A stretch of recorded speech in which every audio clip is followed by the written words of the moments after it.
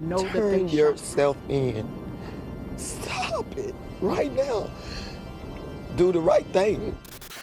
This January claimed the lives of two women in Halma, Louisiana. 75-year-old Joyce Williams met betrayal at the hands of her own blood. In West Dallas, Alice Fischer's evening phone call with her sister became testimony to terror, as masked men with misplaced vengeance turned her loving, warm home into a crime scene. One fell to family ties turned thorns, the other to bullets meant for another soul. But how could this be? How could something like this happen, and why? Hello strangers, welcome back to the Strange Bar and Grill. I'm your host, JP. Today I'm bringing you two stories that happened this month. The story of Miss Alice Fischer and the story of Miss Joyce Williams. But if you're anything like me, you're about to be mad when you hear these two stories. And oh yeah, I'm a real person, not that AI shit, because there's nothing intelligent about being artificial. Let's go.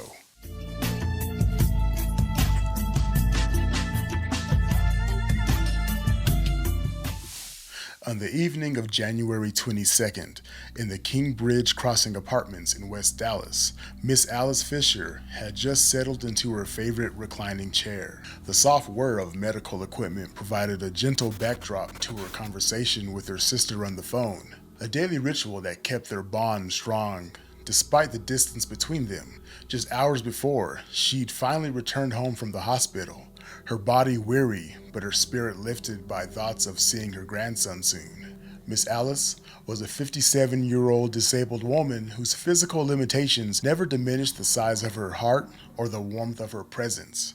Her apartment in the Dallas Housing Authority complex was more than just walls and windows. It was a home filled with love, despite the challenges her disability presented. She was a sweet person, Ulette McEwen would later say, her voice thick with emotion. Like many in the tight-knit community, Ulette knew Miss Alice as the kind of neighbor who made the complex feel like family. The type of woman whose strength showed not in what she could do, but in how she loved. That Wednesday night, just after 9 p.m., the peace of her homecoming shattered like glass. The security cameras would later reveal the chilling scene. Masked figures approaching her door with deadly intent. In a tragic twist of fate, they had chosen the wrong door, the wrong home, and the wrong life to destroy. My mother was actually on the phone with her, Coquise Fischer, Alice's niece, would recount later, her voice carrying the raw pain of the moment. And she screamed. That scream would be the last sound her sister would hear, a final, terrible goodbye neither of them had planned. The violence that followed was as senseless as it was brutal.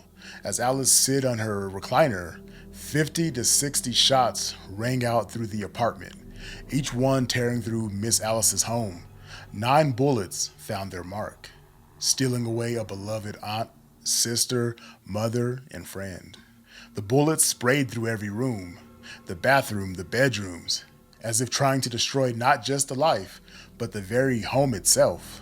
In the aftermath, as evidence markers dotted the scene, the community rallied. Roy Lee White and other neighbors rushed to check on Miss Alice, their hearts already knowing but refusing to accept what they found. LaToya Caldwell witnessed the perpetrators fleeing, their faces hidden behind ski masks, a bunch of cowards. They jumped in their car and drove away from the devastation that they'd left behind.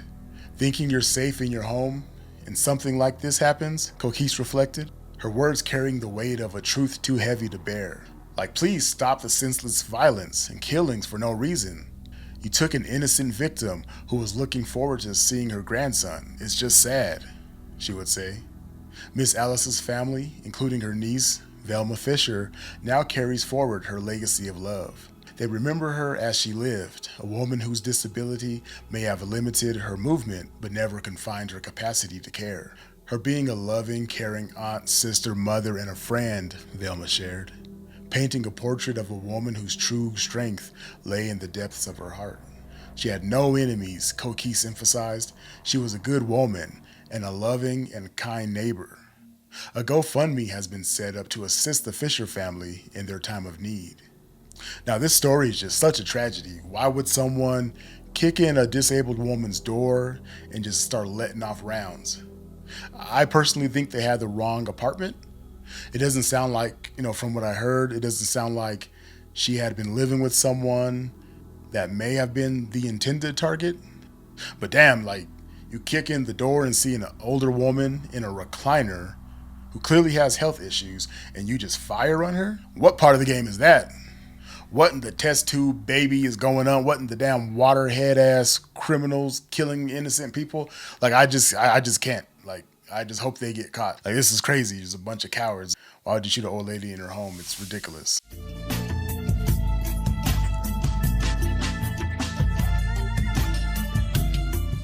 In Halma, Louisiana, at 10 a.m. on January 16th, 2025, the rhythm of Miss Joyce Williams' life, a rhythm that had stayed steady through 75 years of trials and triumphs, came to an abrupt and tragic end. At 75, Miss Joyce Williams lived through the kind of history that younger generations only read about: the civil rights era, desegregation, and the slow but steady march toward progress that marked the latter half of the 20th century.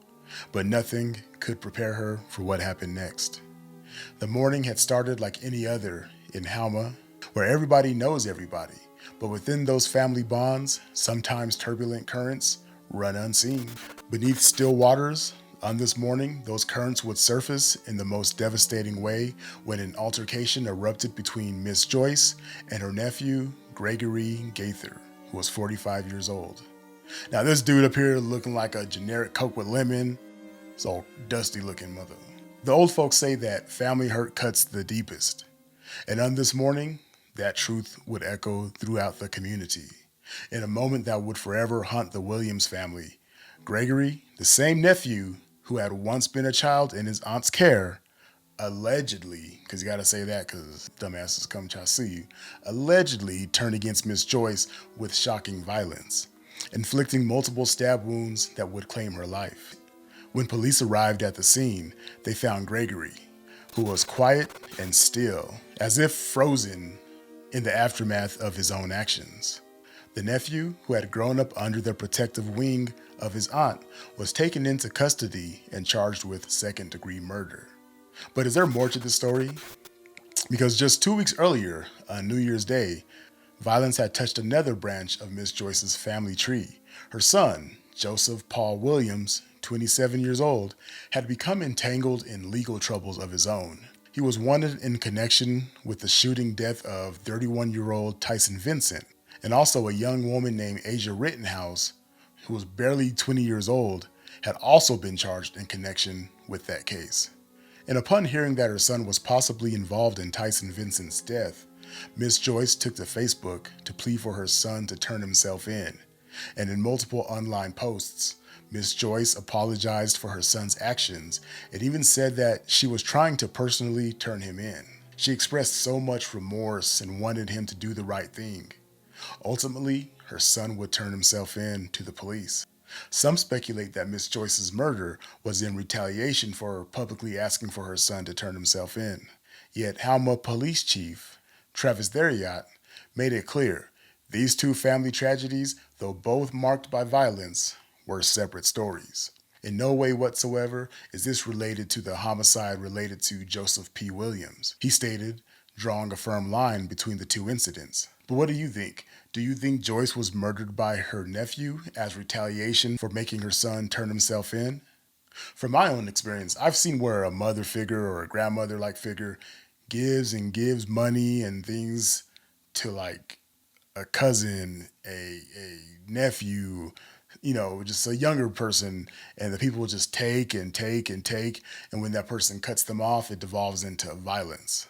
Could that be the case here? Or could it just be a case of just mental illness on the nephew's part? He just went crazy and just harmed his aunt. Or was he on drugs?